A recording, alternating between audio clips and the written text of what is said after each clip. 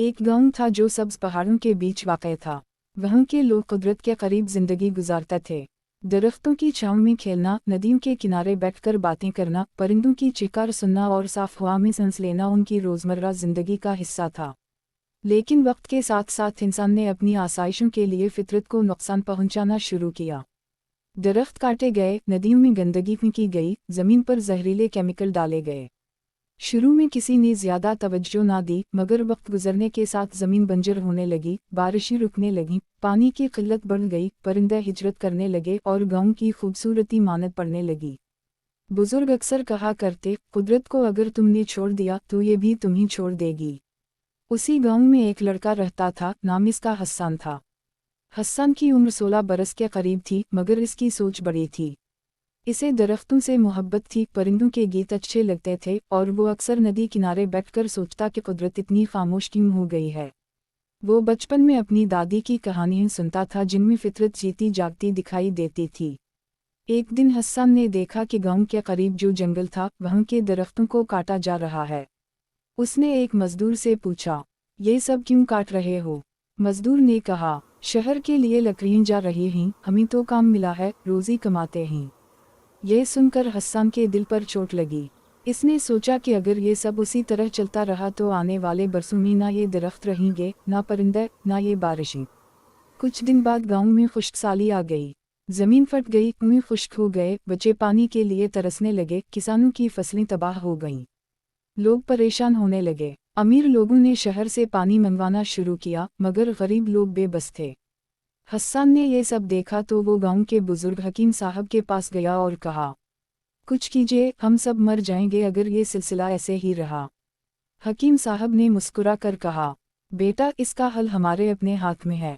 कुदरत हमें सब कुछ देती है, मगर बदले में हमें भी उसकी हिफाजत करनी होती है। अगर हमने ज़मीन को जहर दिया, दरख्तों को काटा, नदियों को गंदा किया तो कुदरत नाराज़ हो जाएगी।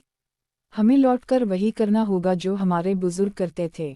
दरख्त लगाना होंगे, ज़मीन को जहरीले केमिकल्स से पाक करना होगा, पानी को साफ रखना होगा। ये बात हसन के दिल में बैठ गई। इसने गांव के नौजवानों को जुमा किया। शुरू में सिर्फ 5 दोस्त तैयार हुए। वो सब मिलकर पौधे लगाने लगे, नदी की सफाई करने लगे, गांव के घरों में जाकर लोगों को समझाने लगे कि अगर आज हमने कदम ना उठाया तो कल बहुत देर हो जाएगी। लोग शुरू में हंसते थे, ये सब फजूल है, 1-2 पौधों से किया होगा, बारिश इंसान के बस में नहीं। मगर हसन ने हिम्मत ना हारी। वो हर रोज़ सुबह सूरज निकलने से पहले निकलता, नदी के पास जाता, मिट्टी की खुशबू सौंघता और दुआ करता, ए कुदरत, हमें मुआफ़ कर दे, हमें फिर से जिंदा कर दे। वक्त गुजरता गया, छोटे छोटे पौधे दरख्त बनने लगे, ज़मीन पर हल्की हरियाली आने लगी। कुछ किसानों ने भी केमिकल्स के बजाय गोबर की खाद इस्तेमाल करना शुरू की। औरतों ने घरों में सब्जियां उगाना शुरू कीं। बच्चे नदी के किनारे सफाई करते, कचरा इकट्ठा करते और उसे गांव से बाहर ठिकाने लगाते। महीने गुजरते गए, मगर बादल नहीं आए। लोग फिर मायूस होने लगे। हसन के दोस्त भी थकने लगे, मगर वो डटा रहा। इसने कहा, हमने बरसों तक ज़मीन को तबाह किया है, तो वो एक दिन में कैसे सुधरेगी? हमें सब्र करना होगा। फिर एक दिन अचानक हवा बदली।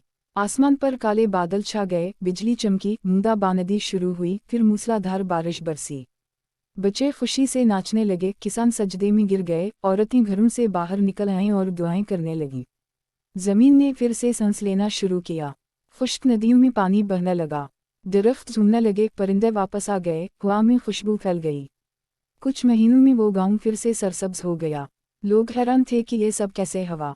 बुजुर्गों ने कहा, यह कुदरत का करम है, मगर इस करम के पीछे हसन और इसके साथियों की मेहनत है। हसन अब जवान हो चुका था, मगर उसने यही नहीं रुका। इसने दूसरे गांव के लोगों को भी बुलाना शुरू किया। वो कहता, कुदरत हमसे बहुत कम मांगती है, मगर हमें देना सब कुछ चाहती है। अगर हमने उसकी हिफाजत की तो ये हमारी नस्लों को भी जन्नत देगी। इसने स्कूलों में जाकर बच्चों को समझाया कि दरख्त लगाना इबादत है, पानी बचाना फ़र्ज़ है, ज़मीन की हिफाजत ईमान है। इसने किसानों को तरबियत दी कि कीमियाई जहर की जगह नामियाती खाद इस्तेमाल करें, पानी को ज़ाया ना करें, हर घर के बाहर एक पौधा ज़रूर लगाएं। कुछ सालों में वो पूरा इलाका एक मिसाल बन गया। शहर से लोग आने लगे, हुकूमती इदारे उनकी कोशिशों को सराहने लगे और हसन के गांव को मॉडल वली करार दिया गया। ये सब देखकर हस्सान की आंखों में खुशी के आंसू आ गए। वो अपने दोस्तों के साथ दरख्तों के नीचे बैठा और कहा, हमने ये ज़मीन अपनी औलाद के लिए संवरी है, वो भी उसकी हिफाजत करेंगे तो कुदरत कभी हमसे रूठेगी नहीं। ये कहानी हमें ये सबक देती है कि फितरत जिंदा चीज़ है। अगर हम इससे प्यार करेंगे तो ये हमें ज़िंदगी देगी, अगर हम उसे नुकसान पहुंचाएंगे तो ये हमें खाली हाथ छोड़ देगी।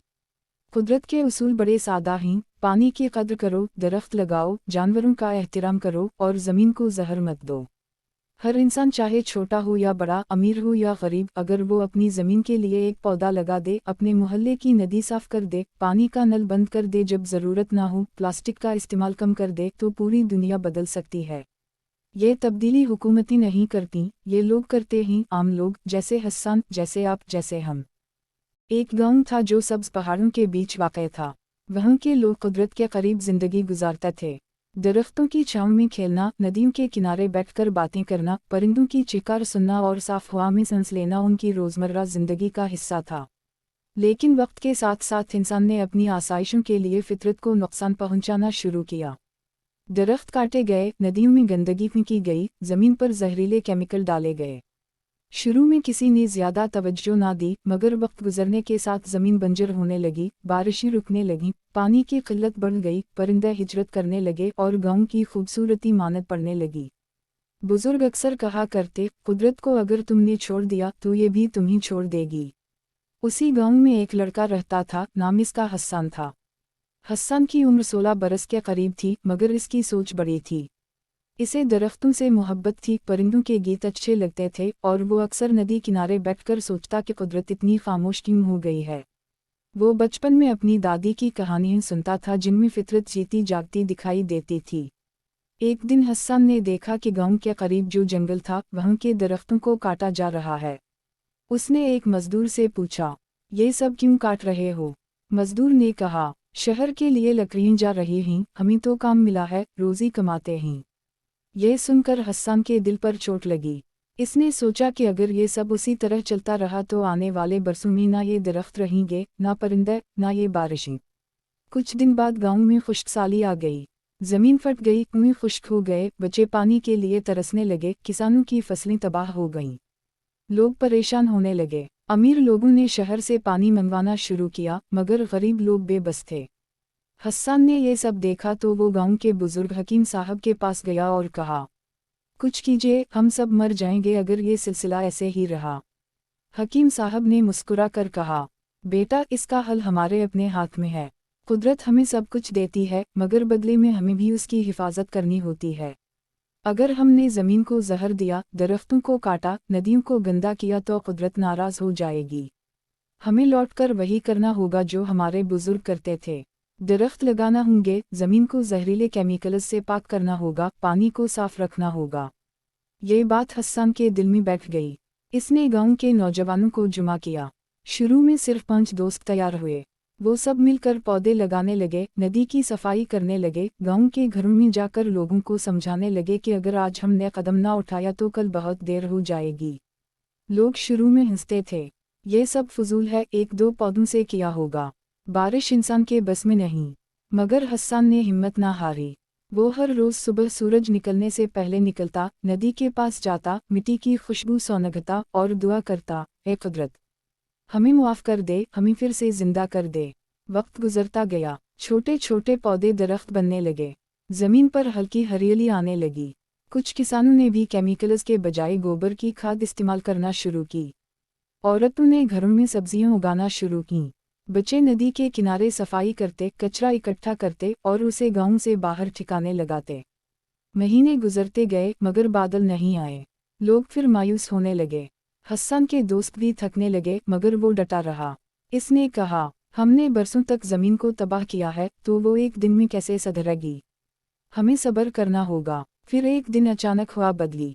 आसमान पर काले बादल छा गए, बिजली चमकी, बूंदाबांदी शुरू हुई, फिर मूसलाधार बारिश बरसी। बच्चे खुशी से नाचने लगे, किसान सजदे में गिर गए, औरतें घरों से बाहर निकल आईं और दुआएं करने लगीं। ज़मीन ने फिर से सांस लेना शुरू किया। खुश्क नदियों में पानी बहने लगा।